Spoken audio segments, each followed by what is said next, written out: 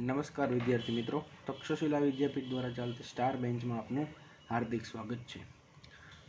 ધોરણ 8ની અંદર આપણે ઘાત અને ઘાતાંક ચેપ્ટર નંબર 12નો અભ્યાસ ચાલુ હતો। એમાં આપણે સંખ્યાઓને એના પ્રમાણિત સ્વરૂપે દર્શાવતા શીખી ગયા।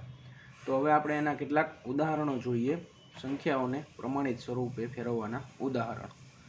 ઉદાહરણ નંબર 1 છે, તમને અહીંયા સંખ્યા આપેલી છે જે અપૂર્ણાંક સંખ્યા છે, પોઈન્ટવાળી સંખ્યા છે, બરાબર છે, અને ખૂબ જ નાની સંખ્યા છે, કારણ કે 0.000000564 એવી કાંઈ સંખ્યા છે। હવે આ સંખ્યાને આપણે પ્રમાણિત સ્વરૂપમાં ફેરવવાની છે, બરાબર। તો પહેલાં શું કરશું આપણે? પહેલાં તો જોઈશું અહીંયા કે પોઈન્ટ પછી કેટલા અંક આપણને આપેલા છે। 1 2 3 4 5 6 7 8 અને 9 પોઈન્ટ પછી મિત્રો 9 અંક આપેલા છે। એટલે આપણે આને પ્રમાણિત સ્વરૂપમાં ફેરવવા માટે પહેલાં તો જેટલા પોઈન્ટ આપેલા હોય જેટલા પોઈન્ટ પછી અંક આપેલા હોય એટલા નીચે આપણે શૂન્ય લખશું। 2 3 4 5 6 7 8 9 બરાબર છે। આની બરાબર આપણે શું લખશું? તો કે 564 એને ભાગ્યા 10 ની 9 ઘાત, કારણ કે અહીંયા પોઈન્ટ પછી 9 અંક આપણને આપેલા છે, તો છેદમાં એટલા ઝીરોવાળી સંખ્યા આવી જશે, બરાબર। તો તમે અહીંયા નીચે લખી શકો કે 564 એને ભાગ્યા 10 ની કેટલી ઘાત છે મિત્રો? 9 ઘાત છે। જેટલા ઝીરો હોય એટલી એની ઘાત થશે, તો 10 ની 9 ઘાત છેદમાં જતી રહેશે। હવે આ છેદમાં જે ઘાત છે એને આપણે અંશમાં લાવવી હોય તો એના માટે આપણને ખબર જ છે નિશાની એની કેવી થઈ જશે? માઇનસ।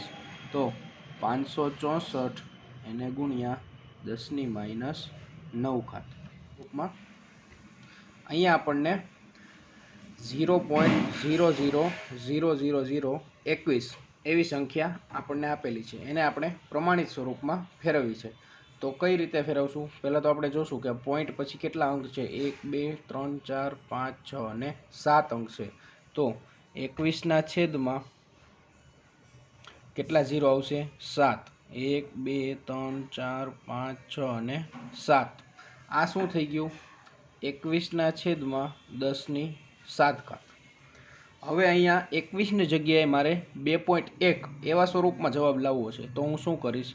તો કે 2.1 એના છેદમાં 10 ની 7 ઘાત તો હતી જ તે, પણ આ પોઈન્ટ લઈ આવી આપણે, તો 21 ભાગ્યા 10 કરીએ તો 2.1 થશે। અહીંયા તમારે સાઈડમાં કરવાનું 21 ભાગ્યા 10 એટલે કેટલા થઈ જશે? 2.1। તો અહીંયા છેદમાં હજી એક 10નો ઉમેરો થશે, તો આ 10 ની 1 ઘાત કહેવાશે। તો એના બરાબર શું થશે? 2.1 છેદમાં અહીંયા બંનેના આધાર સરખા છે, તો ઘાતનો શું થશે? વચ્ચે ગુણાકાર છે એટલે સરવાળો। 7 ને કેટલા થશે? 10 ની 8 ઘાત। હવે 10 ની 8 ઘાત છેદમાં છે, અંશમાં આવશે એટલે 2.1 ગુણ્યા 10 ની -8 ઘાત। આ થઈ ગયું એનું પ્રમાણિત સ્વરૂપ। ત્યારબાદ હજી એક ઉદાહરણ જોઈએ। કેટલી સંખ્યા આપેલી છે? એકમ, દશક, 100, 1000, 10,000, લાખ, 10 લાખ, કરોડ, 2 કરોડ 16 લાખ આવી રકમ અહીંયા આપણને આપેલી છે।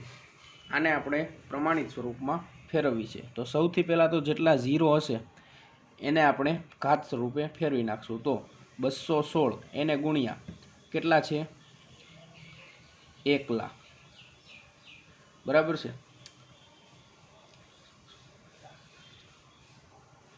કેટલા ઝીરો આપેલા છે આપણને? 1 2 3 4 અને 5। 1 2 3 4 અને 5, તો એને આપણે પહેલાં એની સાથે ગુણાકાર છૂટો પાડી દઈશું। પછી 216 એને ગુણ્યા 10 ની ઉપર કેટલી ઘાત આવશે મિત્રો? 1 2 3 4 અને 5, 10 ની 5 ઘાત।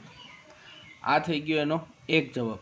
હજી આપણે આગળ ટૂંકો જવાબ લાવવો છે। 216ની જગ્યાએ આપણે 2.16 લાવવું છે, તો એને ગુણ્યા કેટલા કરવા પડે? 2.16 એને ગુણ્યા 100 કરો તો આ 216 થઈ જશે। 2.16 એને ગુણ્યા 100, તો અહીંયા પોઈન્ટ પછી 2 આંકડા છે એની યારે 2 ઝીરો ગુણાશે તો કેટલા થઈ જશે? પૂરેપૂરી સંખ્યા થઈ જશે 216 એને ગુણ્યા 10 ની 5 ઘાત। ત્યારબાદ 2.16 એને ગુણ્યા 10^2 એને ગુણ્યા 10^5. તો જવાબ શું આવશે? 2.16 એને ગુણ્યા 10 ઉપર કેટલી ઘાત? 5 ને 2 7 ઘાત. અથવા તો તમે એ રીતે ગણતરી કરો, 1 2 3 4 5 6 અને 7.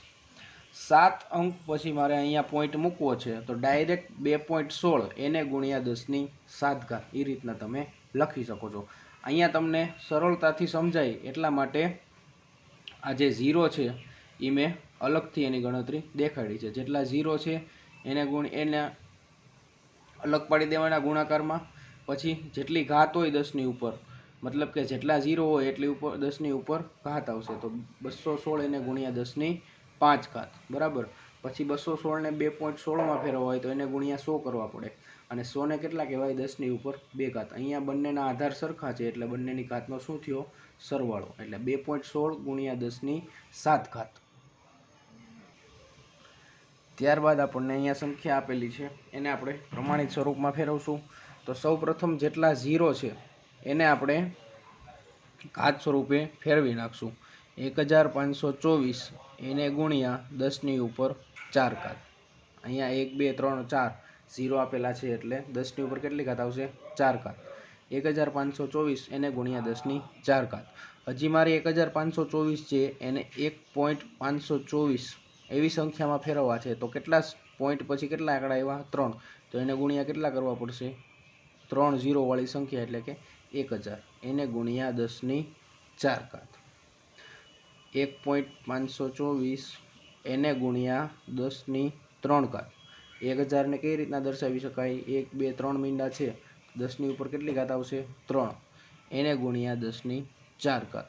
ફરી વખત અહીંયા આધાર સરખા, વચ્ચે ગુણાકાર, તો ઘાતનો શું થશે? સરવાળો.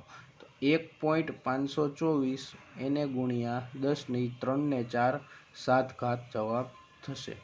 અથવા તો શોર્ટ ટ્રીક મેં તમને કીધેલી છે કે જેટલી સંખ્યા પછી પોઈન્ટ મૂકવો હોય ત્યાંથી ગણી લેવાનું. 1 2 3 4 5 6 અને 7. અહીંયા 1.5 તમારે પોઈન્ટ મૂકવું હોય તો એની પછી પોઈન્ટ પછીની જેટલી સંખ્યા હોય એને ગુણ્યા 10ની ઘાત કરી નાખવાની. અહીંયા પોઈન્ટ તમે અહીંયા મૂકો તો કેટલી ઘાત આવશે? 1 2 3 4 5 6 અને 7. 10^7 ઘાત થઈ જશે. તો અહીંયા તમે ડાયરેક્ટ જવાબ લખવું હોય તો મેં તમને કીધું એમ એક પછી આપણે પોઈન્ટ મૂક્યો તો સંખ્યા શું થઈ જશે? 1.524 એને ગુણ્યા 10ની કેટલી ઘાત થશે? તો કે 1 2 3 4 5 6 અને 7 ગુણ્યા 10^7 ઘાત. અથવા તો તમારે બીજી રીતના લખવું છે કે ધારો કે તમારે અહીંયા પોઈન્ટ મૂકવો છે, 15.24 સંખ્યા રાખવી છે, તો 15.24 બરાબર 15.24 એને ગુણ્યા, તો અહીંયા જોવાનું પોઈન્ટ 15 મૂક્યો છે એના પછી કેટલી અંકો છે? 1 2 3 4 5 અને 6. 15.24 ગુણ્યા 10^6 ઘાત. તો વિદ્યાર્થી મિત્રો, તમે જ્યાંથી પોઈન્ટ લખો છો ત્યાર પછીના જેટલા અંક છે એની ઉપર એટલી 10ની ઘાત આવી જશે. જે સંખ્યા છે એને તો પૂરી લખવાની છે, 15.24 છે, 1.524, પણ એની પછી 10ની કેટલી ઘાત આવશે એ તમે અહીંથી ગણતરી કરી શકો છો. હવે આપણે સંખ્યાઓને પ્રમાણિત સ્વરૂપે લખતા તો શીખી ગયા. આગળનો જે ટોપિક છે કે ખૂબ જ મોટી સંખ્યા હોય અને ખૂબ જ નાની સંખ્યા હોય એની આપણે સરખામણી એકબીજા સાથે કેવી રીતના કરી શકીએ એ આપણે આજે સમજવાનું છે. તો અહીંયા આપણને ટેક્સ્ટ બુકની અંદર સૂર્યનો વ્યાસ અને પૃથ્વીનો વ્યાસ એ બંનેના વ્યાસની એકબીજા સાથે સરખામણી કરીને આપણને અહીંયા સમજ આપવામાં આવી છે. તો આપણે જોઈએ બહુ જ નાની તથા બહુ જ મોટી સંખ્યાઓની સરખામણી. તો અહીંયા ખૂબ જ મોટા પ્રકારની સંખ્યા છે એ આપેલી છે, કારણ કે સૂર્યનો વ્યાસ છે એ કાંઈ નાની સંખ્યા તો હોય નહીં, અને એ પણ પાછું મીટરમાં આપેલું છે એટલે ખૂબ જ મોટી સંખ્યા હશે. તો અહીંયા જોઈએ આપણે સૂર્યનો વ્યાસ કેટલો આપેલો છે, તો કે 1.4 ગુણ્યા 10^9 ઘાત મીટર, એટલે કે 1.4 એની પાછળ 9 0 આવે એવડો મોટો ગુણાકાર થશે. તો એને આપણે સંક્ષિપ્ત સ્વરૂપે દર્શાવેલું છે. કેટલું આપેલું છે માપ?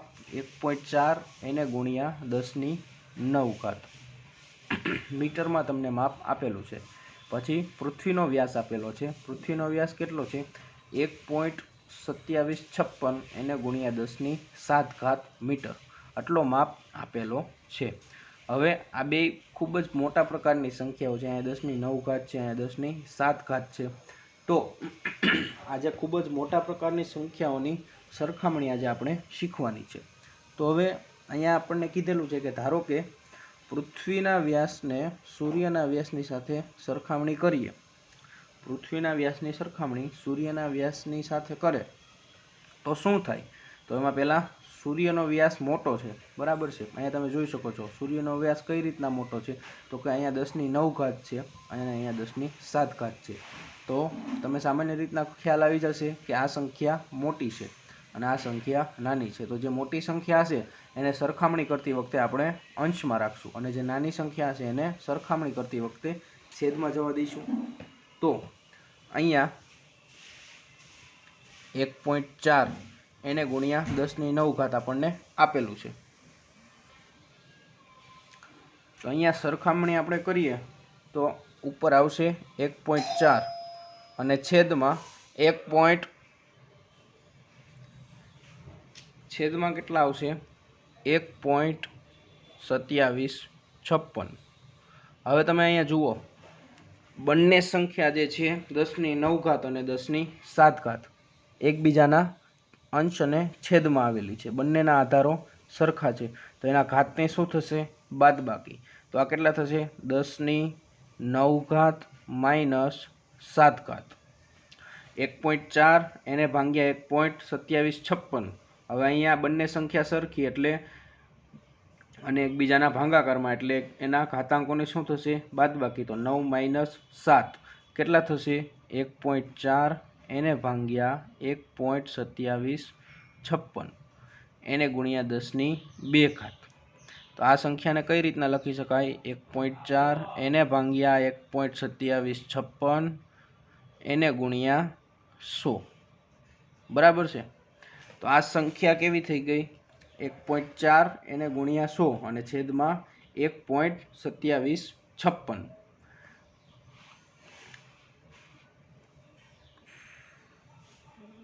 તો તમે અહીંયા જોઈ શકો છો આ જે 1.4 છે, બરાબર છે, એને ગુણ્યા 100 એના બરાબર આ નીચેની સંખ્યા થાય છે। મતલબ કે તમારે અહીંયા બંને સંખ્યાની સરખામણી કરવાની છે, બરાબર છે। બંને સંખ્યાની તમે જ્યારે સરખામણી કરતા હો ત્યારે સામસામે આપણે સંખ્યાને મૂકીએ। એક બાજુ 1.4 છે એને ગુણ્યા 100 અહીંયા તમને જે મળ્યું એ, અને સામેની બાજુ શું છે? 1.2756, બરાબર। તો અહીંયા 1.2756 ગુણ્યા 10ની 7 ઘાત કે શેનો વ્યાસ હતો? તો કે પૃથ્વીનો વ્યાસ હતો। અને આ 1.4 ગુણ્યા 10ની 9 ઘાત શેનો વ્યાસ હતો? તો કે સૂર્યનો વ્યાસ હતો। તો અહીંયા તમે જોઈ શકો છો કે સૂર્યનો વ્યાસ છે એ પૃથ્વીના વ્યાસ કરતાં 100 ગણો મોટો છે, કારણ કે સૂર્યના વ્યાસમાં 100નો ગુણાકાર કરો એટલે કે 100 ગુણ્યા કરો ત્યારે તમને પૃથ્વીનો વ્યાસ મળે છે। તો અહીંયા તમે નીચે લખી શકો કે સૂર્યનો વ્યાસ પૃથ્વીના વ્યાસ કરતાં 100 ગણો વધુ છે।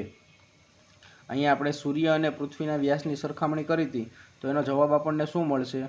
તો કે સૂર્યનો વ્યાસ પૃથ્વીના વ્યાસ કરતાં 100 ગણો મોટો છે। શા માટે વિદ્યાર્થી મિત્રો? ફરીથી તમને સમજાવી દઉં કે અહીંયા તમને પૃથ્વીનો વ્યાસ આપી દીધો તો 1.2756 ગુણ્યા 10ની 7 ઘાત અને સૂર્યનો વ્યાસ આપ્યો તો 1.4 ગુણ્યા 10ની 9 ઘાત। તો બંનેની સરખામણી કરવાની હતી। તો જ્યારે સરખામણી કરીએ ત્યારે અંશમાં મોટી સંખ્યા અને છેદમાં નાની સંખ્યા આવશે। અહીંયા તમે જોઈ શકો 10ની 9 ઘાત એટલે મોટી સંખ્યા થશે, 10ની 7 ઘાત એટલે નાની સંખ્યા થશે। તો અહીંયા 1.4 ભાગ્યા 1.2756 લખી નાખ્યું। બંને જગ્યાએ આધાર સરખા, એકબીજાના છેદમાં સંખ્યા છે, ભાગાકારમાં સંખ્યા છે, એટલે બંનેના ઘાતાંકોની શું થાય? બાદબાકી। તો 9 માઇનસ 7 કરો તો કેટલા વધે? 10ની 2 ઘાત। તો 1.4 ગુણ્યા 10ની 2 ઘાત એટલે કેટલા થશે? 100 અને છેદમાં 1.2756। તો જે સૂર્યનો વ્યાસ હતો એ કેટલો થયો? 1.4 ગુણ્યા 100 અને એના બરાબર પૃથ્વીનો વ્યાસ હતો એ કેટલો રહ્યો 1.2756. બાકીની સંખ્યા આપણે છેદ ઉડાડી દીધા અથવા તો અહીંયા ઘાતની બાદબાકી કરી એમ કહી શકાય. તો સૂર્યનો વ્યાસ 1.4 ગુણ્યા 100 એના બરાબર સરખામણી કરતા હતા એટલે બંનેને સામસામે સંખ્યા મૂકવાની. અહીંયા 1.4 ગુણ્યા 100 એની બરાબર 1.2756. હવે 1.2756 હતો એ પૃથ્વીનો વ્યાસ હતો અને 1.4 વાળી જે સંખ્યા હતી એ સૂર્યનો વ્યાસ હતો. તો સૂર્યનો વ્યાસ પૃથ્વીના વ્યાસ કરતાં 100 ગણો વધુ થયો કહેવાય. તો આ થઈ ગઈ સૂર્યના વ્યાસની અને પૃથ્વીના વ્યાસની સરખામણીની વાત. આગળ જોઈએ આપણે. ત્યાર પછી સરખામણી માટેનું હજી એક ઉદાહરણ આપેલું છે. એમાં તમને શું કીધેલું છે તો કે 0.00007 આટલા મીટર માપ ધરાવતા રક્તકણોની તુલના. આપણને ખ્યાલ છે મિત્રો આપણા શરીરની અંદર રક્તકણો આવેલા હોય છે અને એનું માપ આટલું નાનું હોય છે 0.0007 મીટર. આટલું નાનું માપ રક્તકણોનું હોય છે. એની તુલના છે વનસ્પતિ કોષ એટલે જે વનસ્પતિની અંદર જે કોષો આવેલા હોય છે એનું જે આ માપ છે 0.001275 મીટર એની સાથે સરખામણી કરવાની છે અથવા તો તુલના કરવાની છે. તો અહીંયા તમે જુઓ રક્તકણોનું માપ તમને આપેલું છે, વનસ્પતિ કોષનું માપ આપેલું છે. બંને માપ તમને મીટરમાં આપેલા છે. તો અહીંયા તમે સરખામણી કરો તો મોટી સંખ્યા આપણે અંશમાં રાખતા હતા અને નાની સંખ્યા ક્યાં રાખતા હતા? છેદમાં રાખતા હતા. પણ અહીંયા પોઈન્ટવાળી સંખ્યા છે એટલે પહેલાં આપણે આને પ્રમાણિત સ્વરૂપમાં ફેરવવી પડશે સરખામણી કરતાં પહેલાં. તો અહીંયા તમે જુઓ 1 2 3 4 5 અને 6 અંક પોઈન્ટ પછી કેટલા અંક છે? 6. તો તમે લખો 7 ગુણ્યા 10⁻6 મીટર. કારણ કે પોઈન્ટ પછી જેટલા અંક તમને આપેલા હોય એટલી તમે ઘાત પાછળ લખી શકો. તો 7 ગુણ્યા 10⁻6. અહીંયા તમે જુઓ 1 2 3 4 5 6 7 અને 8. 1275 એને ગુણ્યા 10⁻8 મીટર. આને તમે પોઈન્ટમાં ફેરવી દો કારણ કે અહીંયા આપણે સરખામણી કરવાની છે. અહીંયા 7 છે તો અહીંયા 1.275 હશે તો એની સરખામણી કરવી આપણને સહેલી પડશે. તો અહીંયા 1.275 એને ગુણ્યા 10⁻7. એક ઘાત એમાંથી વધી જશે એક ઘાત કારણ કે અહીંયા પોઈન્ટ લાવવો છે તો એક સંખ્યા ઓછી થઈ જશે. અહીંયા જુઓ 1 2 3 4 5 6 અને 7. અહીંયા તમે છેલ્લે એક સંખ્યા બાકી રાખો એટલે કે એક સંખ્યા પછી પોઈન્ટ ઉમેરો તો અહીંયા કેટલા અંક થશે? 1 2 3 4 5 6 અને 7. તો 1.275 ગુણ્યા 10⁻7 મીટર. હવે આ બંને સંખ્યા થઈ ગઈ. તો તમે જુઓ મોટી સંખ્યા આપણે હંમેશા ઉપર રાખશું. તો આ સંખ્યા છે એ મોટી છે અને અહીંયા નાની સંખ્યા નીચે આવી જશે. તો અંશ અને છેદની તમે સરખામણી કરશો તો અંશમાં આપણે મોટી સંખ્યા રાખશું 7 ગુણ્યા 10⁻6 અને છેદમાં 1.275 એને ગુણ્યા 10⁻7. હવે તમે જુઓ 7 ગુણ્યા 10⁻6 તમને અહીંયા આપેલું છે અને છેદમાં કેટલી ઘાત થાય છે? 1.275 એને ગુણ્યા 10⁻7. બંને જગ્યાએ આપણે સંખ્યાની સરખામણી કરવાની છે. તો સરખામણી કરીએ એટલે અંશ અને છેદમાં આપણે સંખ્યા મૂકતા હોઈએ છીએ. તો અહીંયા આપણે મોટી સંખ્યા અંશમાં અને નાની સંખ્યા છેદમાં રાખી દીધી. તો હવે આપણે આની સરખામણી કઈ રીતના કરી શકીએ? અહીંયા આપણે 7 જે છે એની બદલે 0.7 કરી નાખીએ તો શું થઈ જશે? 0.7. અહીંયા 0.7 કેવી રીતના થાય? 7/10 થાય તો જ અહીંયા 7ની જગ્યાએ 0.7 થાય. તો છેદમાં એક 10 વધ્યા તો એ 10⁻1 અંશમાં આવે તો અહીંયા 1 ઘાત વધી જશે. તો શા માટે? તો કે અહીંયા 10⁻1 છે. અહીંયા 7 ગુણ્યા 10ની કેટલી ઘાત છે? ઓલરેડી -6 છે. 7 ના છેદમાં 10 શું કામ લખ્યા? તો કે 0.7 લખવું છે મારે. તો જ હું 0.7ની અને 1.275ની સરખામણી કરી શકીશ. તો અહીં 7 ભાગ્યા 10 કર્યા તો 0.7 થઈ ગયા. હવે એ 10 જે છે બરાબર છે એને અહીંયા મારે ઘાત સ્વરૂપે લખવા છે. તો કઈ રીતના લખી શકીશ? તો કે 10ની 1 ઘાત, અહીંયા 10ની -6 ઘાત. હવે આ ઘાત જે છે બંને એકબીજાના આધારો સરખા છે અને બંને સંખ્યા એકબીજાના ભાગાકારમાં છે. તો બંનેની શું થશે? આ બંનેના ઘાતાંકોની શું થશે? બાદબાકી. તો અહીંયા -6 -1 તો 7 ગુણ્યા 10ની -6 -1 ઘાત થશે. બરાબર છે. 10ની ઉપર -6 એને ગુણ્યા -1 ઘાત. બરાબર.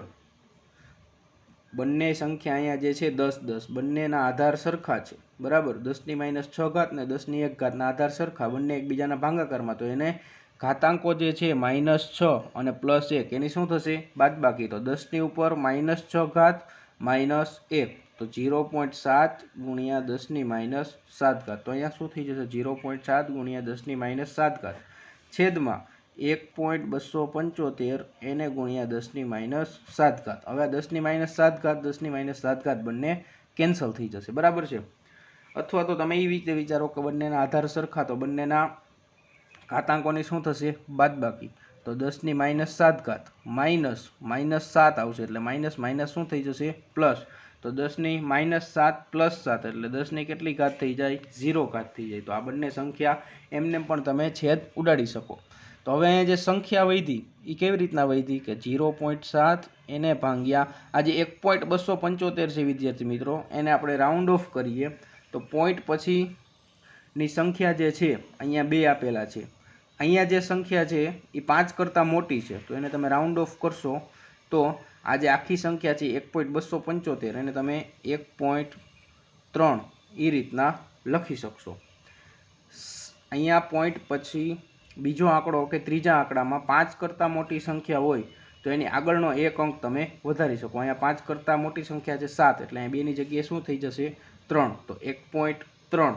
તો આનું એવરેજ મૂલ્ય કેટલું થઈ જશે? 1/2 જેટલું થઈ જશે. કારણ કે 7 દુ 14 થાય, તમે આગળ છેદ ઉડાડો તો અહીંયા 1/2 સમથિંગ એવો જવાબ આવે. એક્ઝેક્ટ 1/2 નહીં, પણ એ 1/2ની આસપાસ જવાબ આવે.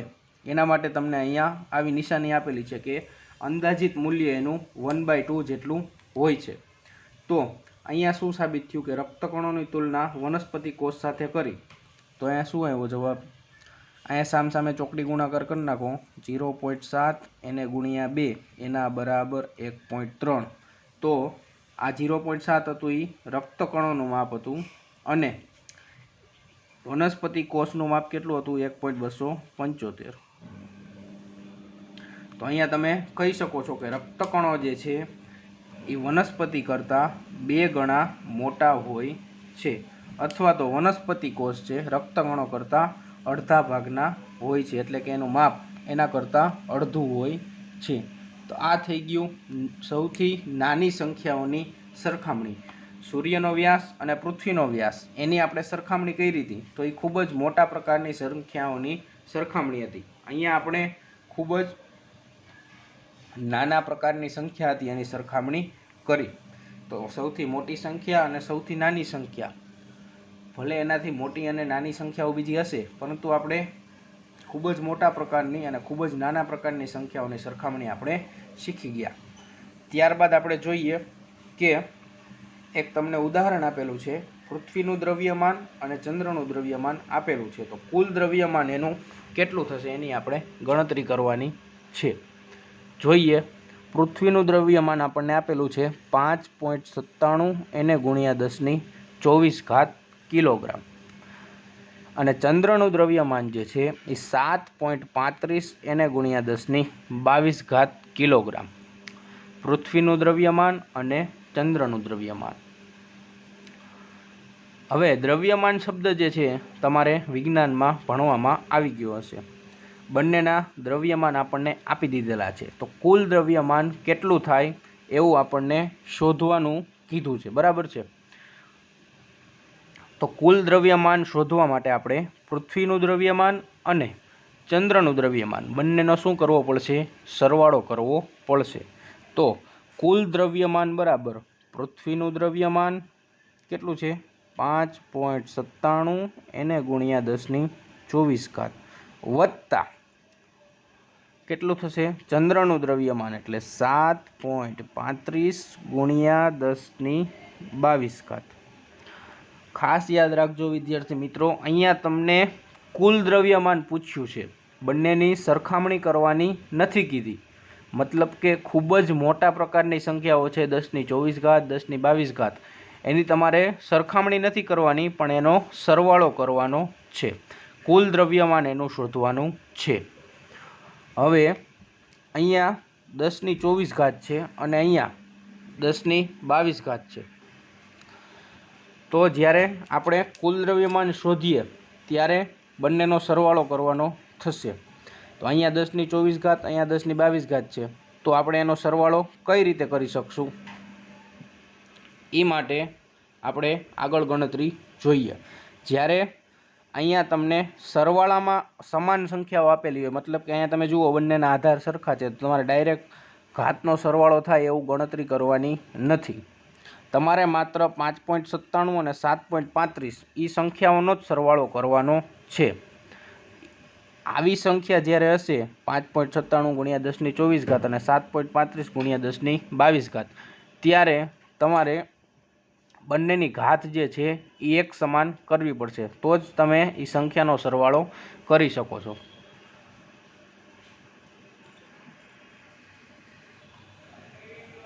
અહીંયા આપણે બંને જગ્યાએ ઘાતાંક સરખા કરવા પડશે, તો જ આપણે આ સંખ્યાનો સરવાળો કરી શકશું। તો અહીંયા આપણે ઘાતને એક સમાન કરવી છે, તો 5.97 એને ગુણ્યા અહીંયા 10⁻22 છે, અહીંયા મારે 10⁻22 કરવી છે, તો 100 છે એ ગુણાકારમાં લાવી દઉં છું, એને ગુણ્યા 10⁻22। આવી રીતના હું ગણતરી કરી શકું? તો કે હા। શા માટે? તો કે અહીંયા 100 જે છે એ 10ની કેટલી ઘાત કહેવાશે 2 ઘાત કહેવાશે, એને મેં 10⁻24 માંથી ખાલી છૂટી પાડી છે। અહીંયા 10⁻2 એટલે કે આ 100 અને ગુણ્યા 10⁻22, તો આ કેટલી થઈ ગઈ 10⁻24 થઈ ગઈ। તો 10⁻24 ખાલી 2 ભાગ પાડ્યા, 10⁻22 અને 10⁻2, એ ભાગ શું કામ પાડ્યા? તો કે અહીંયા 10⁻22 છે, આ સંખ્યાને મારે 10⁻22 જેના સ્વરૂપમાં ફેરવવી છે। હવે આ પાછળની સંખ્યા એમને એમ રહેશે 7.35 એને ગુણ્યા 10⁻22। હવે 5.97 એને ગુણ્યા 100 કરો એટલે કેટલા થાય? અહીંયા પોઈન્ટ પછી 2 અંક છે અને અહીંયા 2 0 છે, તો 597 એને ગુણ્યા 10⁻22 પ્લસ 7.35 એને ગુણ્યા 10⁻22। વિદ્યાર્થી મિત્રો, જ્યારે તમે ઘાત તમને આપેલી હોય, ઘાતાંકોવાળા દાખલા હોય, એમાં વચ્ચે સરવાળાની નિશાની હોય, ગુણાકારની નિશાની હોય, એનો નિયમ આપણને ખબર છે, ગુણાકાર હોય, બે સંખ્યા વચ્ચે અને બંનેના આધાર સરખા હોય તો ઘાતાંકોનો શું કરવાનો હોય છે? સરવાળો કરવાનો હોય છે। પણ અહીંયા વચ્ચે સરવાળાની નિશાની છે, તો તમારે ઘાત એમનેમ રહેવા દેવાની છે અને જે સંખ્યા છે એની આગળ એનો જ માત્ર તમારે સરવાળો કરવાનો રહેશે। અહીંયા 597 વત્તા 7.35 એ બંનેનો સરવાળો કરો તો 597 વત્તા 7.35 બરાબર, એ બંનેનો સરવાળો કરો તો કેટલો થશે? આ 35 એમનેમ, 7 ને 7 14, 9 ને 1 10, 5 ને 1 6,